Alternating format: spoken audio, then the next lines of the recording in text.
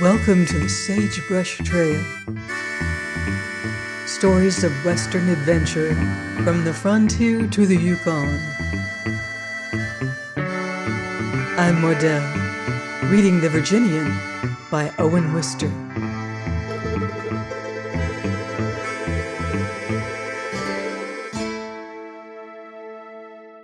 Chapter 21. In a State of Sin. Thunder sat imminent upon the missionary's brow. Many were to be at his mercy soon, but for us he had sunshine still. "I am truly sorry to be turning you upside down," he said importantly, "but it seems the best place for my service."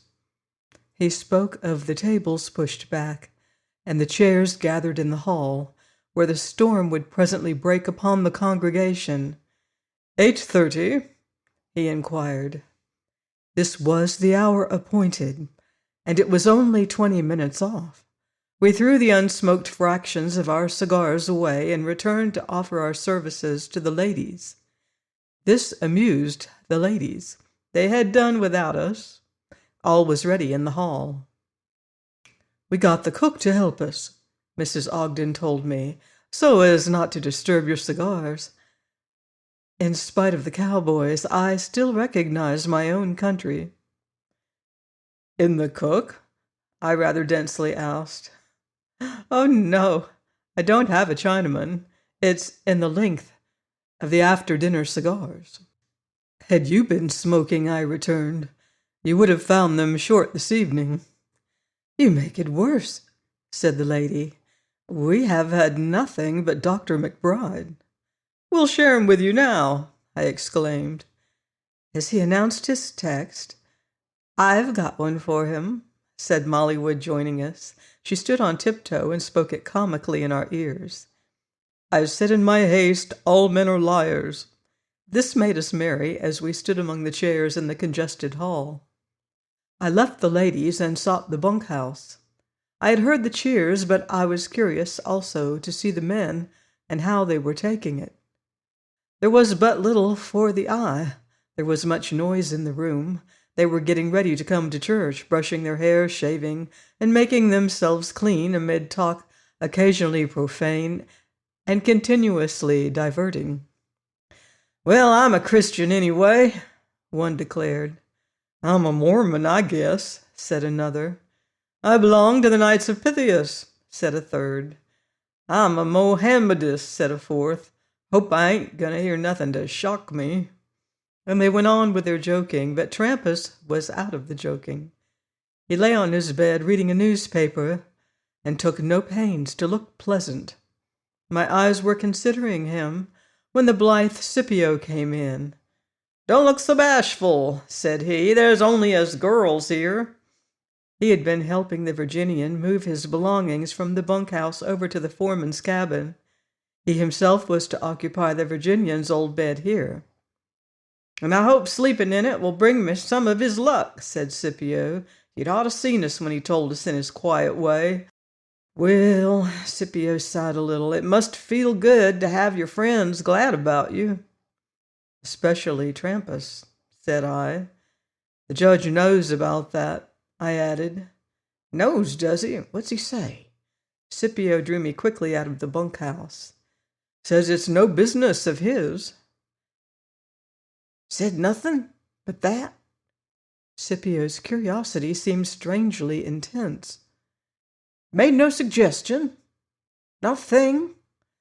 "Not a thing. Said he didn't want to know and didn't care." "How did he happen to hear about it?" snapped Scipio. "You told him," he immediately guessed. "He never would." And Scipio jerked his thumb at the Virginian, who appeared for a moment in the lighted window of the new quarters he was arranging. "He never would tell," Scipio repeated. "And so the judge never made a suggestion to him," he muttered, nodding in the darkness. "So it's just his own notion. Just like him, too, come to think of it. Only I didn't expect. Well, I guess he could surprise me any day he tried." "You're surprising me now," I said. "What's it all about?" Ah, him and Trampas. What? Surely nothing happened yet. I was as curious as Scipio had been. No, not yet, but there will. Great heavens, man, when? Just as soon as Trampas makes the first move, Scipio replied easily. I became dignified. Scipio had evidently been told things by the Virginian. Yes, I up and asked him plumb out, Scipio answered. I was lifting his trunk in at the door. I couldn't stand it no longer, and I asked him plumb out. You sure got Trampas where you want 'em. That's what I said, and he up and answered and told me. So I know. At this point, Scipio stopped. I was not to know. I had no idea, I said, that your system held so much meanness. Ah, it ain't meanness, and he laughed ecstatically. Well, what do you call it, then? He'd call it discretion, said Scipio. Then he became serious. It's too blame grand to tell you. I'll leave you to see it happen. Keep around, that's all. Keep around. I pretty near wish I didn't know it myself. What with my feelings at Scipio's discretion and my human curiosity, I was not in that mood which best profits from a sermon. Yet even though my expectations had been cruelly left quivering in midair, I was not sure how much I really wanted to keep around. You will therefore understand how Dr. McBride was able to make a prayer and to read Scripture without my being conscious of a word that he had uttered. It was when I saw him opening the manuscript of his sermon that I suddenly remembered I was sitting, so to speak, in church, and began once more to think of the preacher and his congregation. Our chairs were in the front line, of course, but being next the wall, I could easily see the cowboys behind me. They were perfectly decorous. If Mrs. Ogden had looked for pistols, daredevil attitudes, and so forth, she must have been greatly disappointed. Except for their weather-beaten cheeks and eyes, they were simply American young men with mustaches and without, and might have been sitting, say, in Danbury, Connecticut. Even Trampas merged quietly with the general placidity. The Virginian did not, to be sure, look like Danbury. His frame and his features showed out of the mass, but his eyes were upon Dr. McBride with a cream-like propriety. Our missionary did not choose Miss Wood's text. He made a selection from another of the Psalms, and when it came, I did not dare to look at anybody. I was much nearer unseemly conduct than the cowboys. Dr. McBride gave us his text sonorously. They are altogether become filthy. There is none of them that doeth good, no, not one. His eyes showed us plainly that present company was not accepted from this.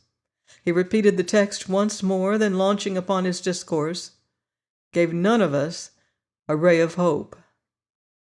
I'd heard it all before, often, but preached to cowboys it took on a new glare of untimeliness, of grotesque obsoleteness, as if someone should say, let me persuade you to admire a woman, and forthwith hold out her bleached bones to you.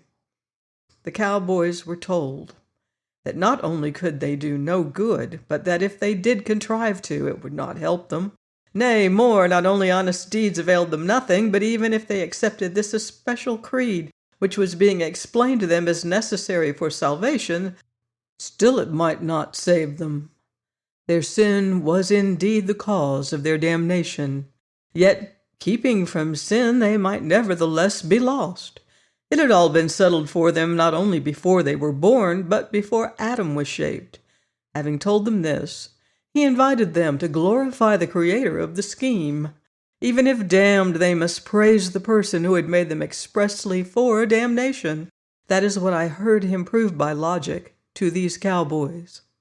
Stone upon stone, he built the black cellar of his theology, leaving out its beautiful park and the sunshine of its garden.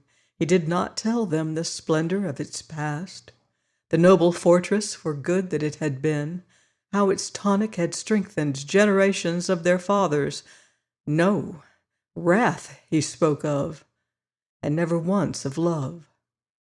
It was the bishop's way, I knew well, to hold cowboys by homely talk of their special hardships and temptations, and when they fell he spoke to them of forgiveness and brought them encouragement. But Dr. McBride never thought once of the lives of these waifs. Like himself, like all mankind, they were invisible dots in creation.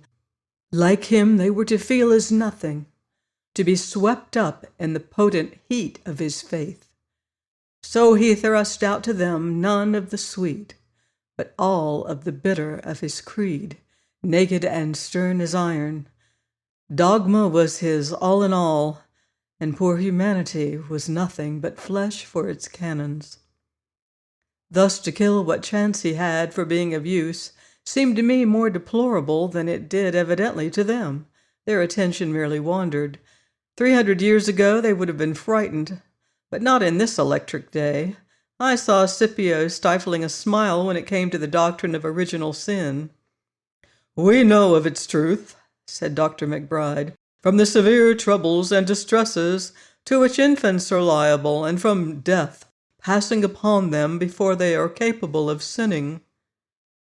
Yet I knew he was a good man, and I also knew that if a missionary is to be tactless, he might almost as well be bad. I said their attention wandered, but I forgot the Virginian. At first his attitude might have been mere propriety. One can look respectfully at a preacher and be internally breaking all the commandments. But even with the text, I saw real attention light in the Virginian's eye, and keeping track of the concentration that grew on him with each minute made the sermon short for me. He missed nothing. Before the end, his gaze at the preacher had become swerveless. Was he convert or critic? Convert was incredible. Thus was an hour passed before I had thought of time. When it was over, we took it variously. The preacher was genial and spoke of having now broken ground for the lessons that he hoped to instill. He discoursed for a while about trout fishing and about the rumored uneasiness of the Indians northward where he was going.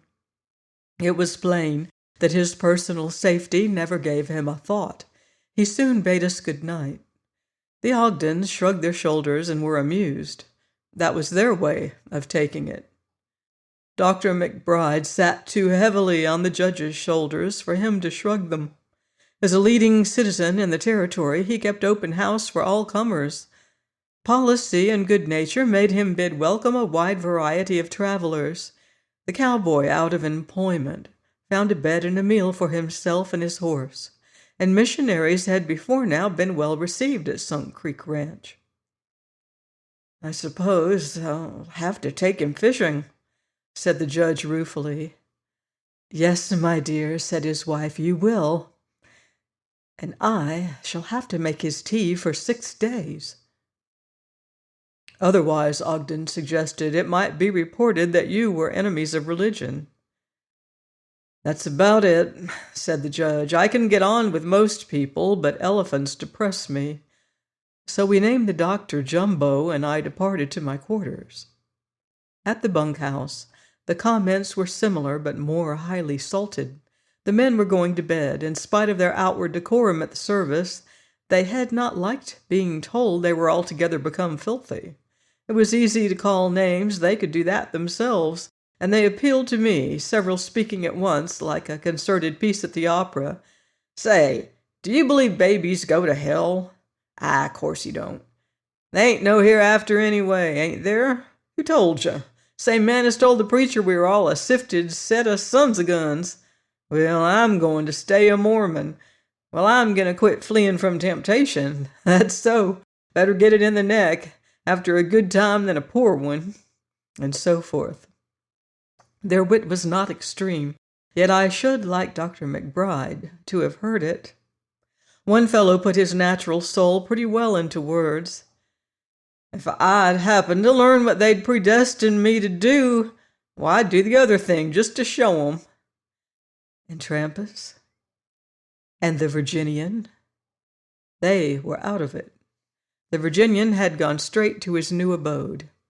Trampas lay in his bed, not asleep, and sullen as ever. "He ain't got religion this trip," Scipio said to me. "Did his new foreman get it?" I asked. "It'd spoil him. You keep around, that's all. Keep around." Scipio was not to be probed, and I went still baffled to my repose. No light burned in the cabin as I approached its door. The Virginian's room was dark and quiet, and that Dr. McBride slumbered was plainly audible to me even before I entered. Going fishing with him, I thought as I undressed, and I selfishly decided that the judge might have this privilege entirely to himself. Sleep came to me fairly soon, in spite of the doctor. I was wakened from it by my bed's being jolted. Not a pleasant thing that night. I must have started. And it was the quiet voice of the Virginian that told me he was sorry to have accidentally disturbed me. This disturbed me a good deal more. But his steps did not go to the bunkhouse, as my sensational mind had suggested. He was not wearing much, and in the dimness he seemed taller than common. I next made out that he was bending over Dr. McBride. The divine at last sprang upright. "I am armed," he said. "Take care. Who are you?" "You can lay down your gun, sir. I feel like my spirit was going to bear witness. I feel like I might get an enlightening." He was using some of the missionary's own language. The baffling I had been treated to by Scipio melted to nothing in this. Did living men petrify? I should have changed to mineral between the sheets. The doctor got out of bed, lighted his lamp, and found a book, and the two retired into the Virginian's room, where I could hear the exhortations as I lay amazed. In time the doctor returned, blew out his lamp, and settled himself. I had been very much awake, but was nearly gone to sleep again, when the door creaked, and the Virginian stood by the doctor's side. "Are you awake, sir?" "What? What's that? What is it?" "Excuse me, sir. The enemy's winning on me. I'm feeling less inward opposition to sin." The lamp was lighted, and I listened to some further exhortations. They must have taken half an hour. When the doctor was in bed again, I thought that I heard him sigh. This upset my composure in the dark, but I lay face downward in the pillow, and the doctor was soon again snoring. I envied him for a while his faculty of easy sleep, but I must have dropped off myself, for it was the lamp in my eyes now that waked me as he came back for the third time from the Virginian's room. Before blowing the light out, he looked at his watch, and thereupon I inquired the hour of him. 3, said he. I could not sleep any more now, and I lay watching the darkness. "I'm afeard to be alone," said the Virginian's voice presently in the next room. "I'm afeard." There was a short pause, and then he shouted very loud, "I'm losing my desire after the sincere milk of the word." What? What's that? What?" The doctor's cot gave a great crack as he started up listening, and I put my face deep in the pillow. "I'm afeard. I'm afeard. Sin has quit being bitter in my belly." "Courage, my good man." The doctor was out of bed with his lamp again, and the door shut behind him. Between them they made it long this time. I saw the window become gray. Then the corners of the furniture grew visible, and outside the dry chorus of the blackbirds began to fill the dawn. To these sounds of chickens and impatient hoofs in the stable were added, and some cow wandered by loudly calling for her calf. Next someone whistling passed near and grew distant. But although the cold hue that I lay staring at through the window warmed and changed, the doctor continued working hard over his patient in the next room. Only a word here and there was distinct, but it was plain from the Virginian's fewer remarks that the sin in his belly was alarming him less. Yes, they made this time long, but it proved indeed the last one. As though some sort of catastrophe was bound to fall upon us, it was myself who precipitated the thing that did happen. Day was wholly come. I looked at my own watch, and it was 6. I had been about 7 hours in my bed, and the doctor had been about 7 hours out of his. The door opened, and he came in with his book and lamp. He seemed to be shivering a little, and I saw him cast a longing eye at his couch. But the Virginian followed him even as he blew out the now quite superfluous light. They made a noticeable couple in their underclothes, the Virginian with his lean racehorse shanks running to a point at his ankle, the doctor with his stomach and his fat, sedentary calves.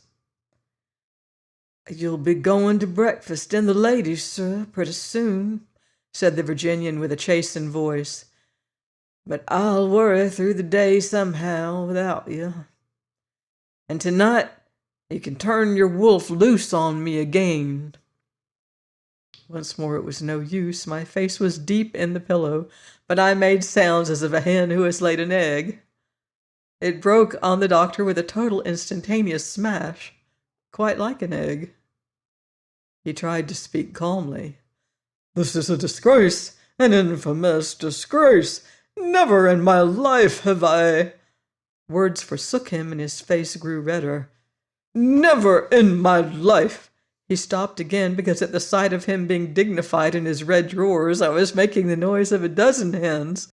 It was suddenly too much for the Virginian. He hastened into his room and there sank on the floor with his head in his hands. The doctor immediately slammed the door upon him. This rendered me easily fit for a lunatic asylum. I cried into my pillow and wondered if the doctor would come and kill me. But he took no notice of me whatever. I could hear the Virginian's convulsions through the door, and also the doctor furiously making his toilet within 3 feet of my bed. And I lay quite still with my face the other way, for I really was afraid to look at him. When I heard him walk to the door in his boots, I ventured a peep. And there he was, going out with his bag in his hand. As I still continued to lie, weak and sore, and with a mind that had ceased all operation, the Virginian's door opened. He was clean and dressed and decent, but the devil still sported in his eye. I have never seen a creature more irresistibly handsome. Then my mind worked again. "You've gone and done it," said I. "He's packed his valise. He'll not sleep here." The Virginian looked quickly out of the door. "Why, he's leaving us," he exclaimed, "driving away right now in his little old buggy." He turned to me, and our eyes met solemnly over this large fact. I thought that I perceived the faintest tincture of dismay in the features of Judge Henry's new responsible trustee foreman. This was the first act of his administration. Once again he looked out at the departing missionary. "Well," he vindictively stated, "I certainly ain't going to run after him." And he looked at me again. "Do you suppose the judge knows?" I inquired. He shook his head. "The window shades is all down still over yonder." He paused. "I don't care," he stated, quite as if he had been 10 years old. Then he grinned guiltily. "I was mighty respectful to him all night." "Oh, yes, respectful, especially when you invited him to turn his wolf loose." The Virginian gave a joyous gulp. He now came and sat down on the edge of my bed. "I spoke awful good English to him most of the time," said he. "I can, you know, when I cinch my attention tight on it. Yes, I certainly spoke a lot of good English. I didn't understand some of it myself." He was now growing frankly pleased with his exploit. He had builded so much better than he knew. He got up and looked out across the crystal world of light. "The doctor's at the 1-mile crossing," he said. "He'll get breakfast at the Inn Lazy Y." Then he returned and sat again on my bed and began to give me his real heart. "I never set up for being better than others, not even to myself. My thoughts ain't apt to travel around making comparisons, and I shouldn't wonder if my memory took as much notice of the meanness I have done as of other actions. But to have to sit like a dumb lamb and let a stranger tell you for an hour that you're a hog and a swine, just after you've acted in a way which them that knows the facts would call pretty near white." "Trampas!" I could not help exclaiming. for there are moments of insight when a guess amounts to knowledge. "Is Scipio told?" "No, not a word. He wouldn't tell me." "Well, you see, I arrived home here this evening with several thoughts working and stirring inside me. Not one of them thoughts was what you'd call Christian. And I ain't the least little bit ashamed of 'em. I'm a human. But after the judge, well, you heard him. And so when I went away from that talk and saw how positions was changed—" A step outside stopped him short. Nothing more could be read in his face, for there was Trampas himself in the open door.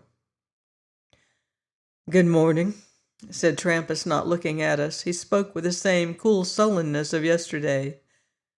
We returned his greeting. "I believe I'm late in congratulating you on your promotion," said he. The Virginian consulted his watch. "It's only half after 6, he returned. Trampas' sullenness deepened. "Any man is to be congratulated on getting a rise, I expect." This time the Virginian let him have it. "Certainly. And I ain't forgetting how much I owe mine to you." Trampas would have liked to let himself go. "I've not come here for any forgiveness," he sneered. "When did you feel you needed any?" The Virginian was impregnable. Trampas seemed to feel how little he was gaining this way. He came out straight now. "Oh, I haven't any judge behind me, I know. I heard you'd be paying the boys this morning. I've come for my time." "You thinking of leaving us?" asked the new foreman. "What's your dissatisfaction?" "Oh, I'm not needing anybody back of me. I'll get along by myself." It was thus he revealed his expectation of being dismissed by his enemy. This would have knocked any meditated generosity out of my heart. But I was not the Virginian. He shifted his legs, leaned back a little, and laughed. "Go back to your job, Trampas, if that's all your complaint. You're right about me being in luck, but maybe there's 2 of us in luck." It was this that Scipio had preferred me to see with my own eyes. The fight was between man and man no longer. The case could not be one of forgiveness, but the Virginian would not use his official position to crush his subordinate. Trampas departed with something muttered that I did not hear, and the Virginian closed intimate conversation by saying, "You'll be late for breakfast." With that he took himself away. The ladies were inclined to be scandalized, but not the judge. When my whole story was done, he brought his fist down on the table, and not lightly this time. "I'd make him lieutenant general if the ranch offered that position," he declared. Miss Molly Wood said nothing at the time, but in the afternoon, by her wish, she went fishing, with the Virginian deputed to escort her. I rode with them for a while. I was not going to continue a third in that party. The Virginian was too becomingly dressed, and I saw Kenilworth peeping out of his pocket. I meant to be fishing by myself when that volume was returned. But Miss Wood talked with skillful openness as we rode. "I've heard all about you and Dr. McBride," she said. "How could you do it when the judge places such confidence in you?" He looked pleased. "I reckon," he said, "I couldn't be so good if I wasn't bad once in a while." "Why, there's a skunk," said I, noticing the pretty little animal trotting in front of us at the edge of the thickets. "Ah, where is it? Don't let me see it!" screamed Molly. And at this deeply feminine remark, the Virginian looked at her with such a smile that had I been a woman, it would have made me his to do what he pleased with on the spot. Upon the lady, however, it seemed to make less impression, or rather I had better say, whatever were her feelings, she very naturally made no display of them, and contrived not to be aware of that expression which had passed over the Virginian's face. It was later that these few words reached me while I was fishing alone. "Have you anything different to tell me yet?" I heard him say. "Yes, I have." She spoke in accents light and well entrenched. "I wish to say that I have never liked any man better than you, but I expect to." He must have drawn small comfort from such an answer as that, but he laughed out indomitably. "Don't you go betting on any such expectation." And then their words ceased to be distinct, and it was only their two voices that I heard wandering among the windings of the stream. Join me next week on the Sagebrush Trail for more Western adventure in the Virginian by Owen Wister.